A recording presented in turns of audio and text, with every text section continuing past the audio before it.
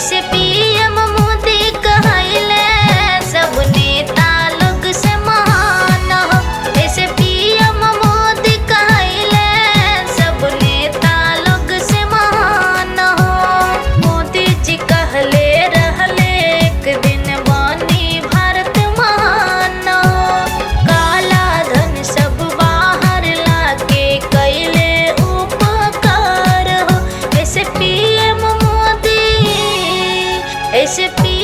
मोदी कहले सब नेता लोग से महान हो।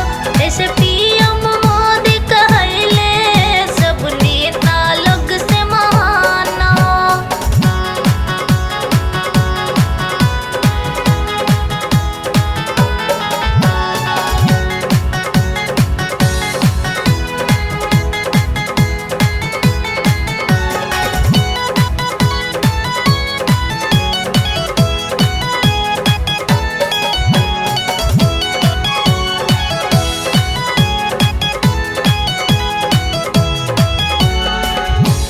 सवा हजारी बंद कैल रात रात हो।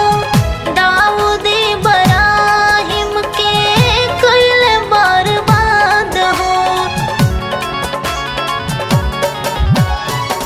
500